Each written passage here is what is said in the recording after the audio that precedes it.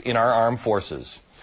You know, I was thinking this morning, when you enlist in the military, you have to take an oath that says you're going to support and defend the Constitution of the United States against all enemies, foreign and domestic. On this program, we talk a lot about the foreign threats. Maybe tonight we should spend some time on the growing domestic one. It's easy to sit back and watch television and complain that our politicians aren't listening to us, that they're lying to us about the border, about out-of-control spending, or their apparent relentless quest to hand our country over to special interests. It feels, at least to me, like our leaders reflect an America that most of us don't even recognize. Well, here's the point tonight.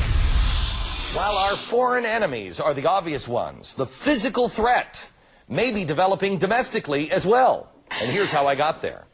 As I told you last week, Ron Paul raised over $4 million in one day. That's huge news. His supporters raised the cash on November the 5th to commemorate Guy Fawkes. This guy was a British terrorist who tried to overthrow the government by blowing up Parliament and killing everybody. A great citizen wished to embed the 5th of November forever in our memory. His hope was to remind the world that fairness, justice, and freedom are more than words. They are perspectives.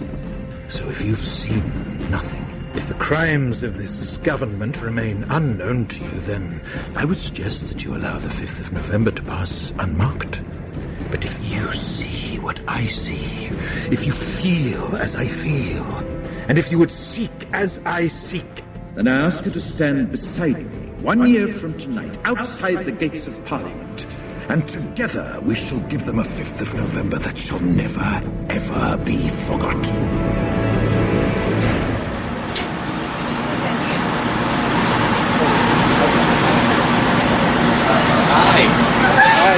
Glenn, sir, you associated Ron Paul with domestic terrorism. Here's a copy of V is for Vendetta. It's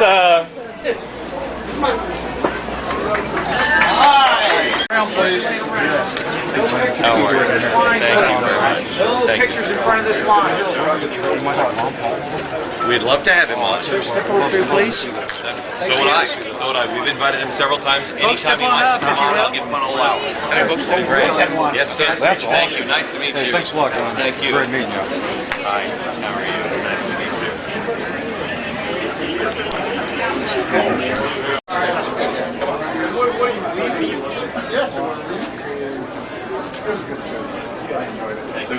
Hey, Glenn, real quick, how did you and your network benefit from associating Ron Paul supporters with domestic terrorism? I'm curious as to how you benefited. Out right now. Investigate 9/11.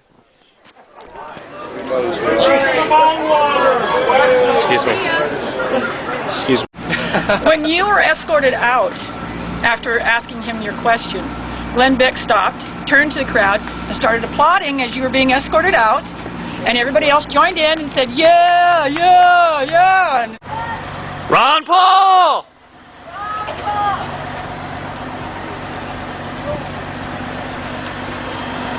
What's up? Yeah, I got him in Cincinnati. I'm up here for round 2.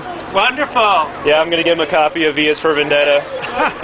See if we can get him out of the box. Ron Paul! Woo! vote for Ron Paul. Vote for Ron Paul.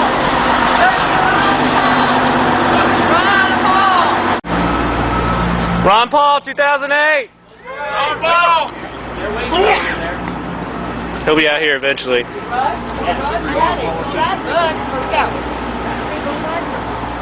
Yeah, I just went inside and told him he was a yellow journalist. The police kicked me out.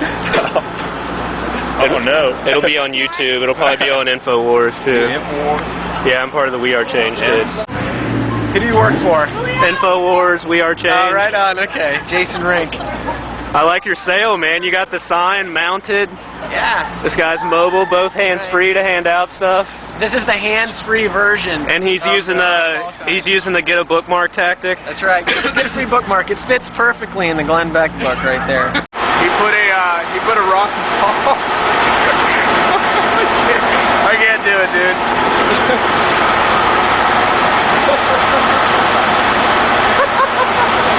Stuff on the windshield, or I will have you arrested. You understand? I apologize, man.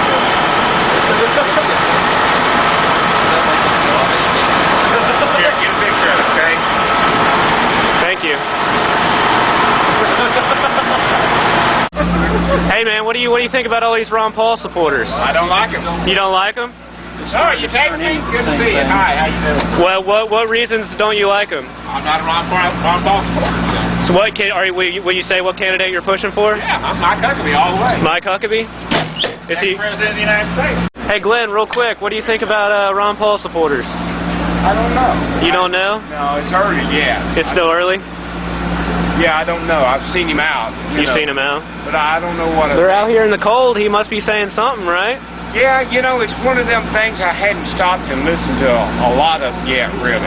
Do you get a chance to listen to the radio at all, or...? Yeah.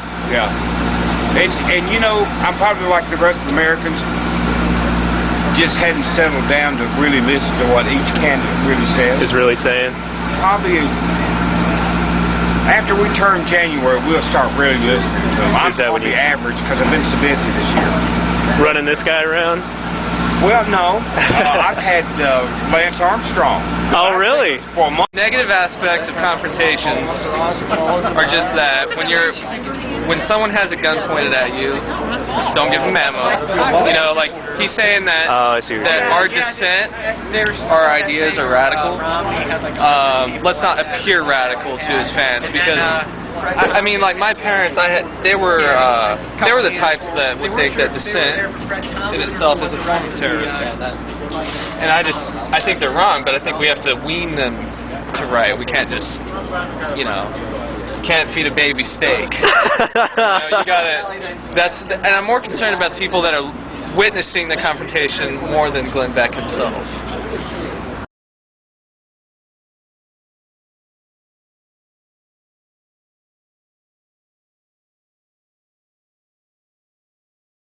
Then I ask you to stand beside me 1 year from tonight, outside the gates of Parliament, and together we shall give them a 5th of November that shall never, ever be forgotten.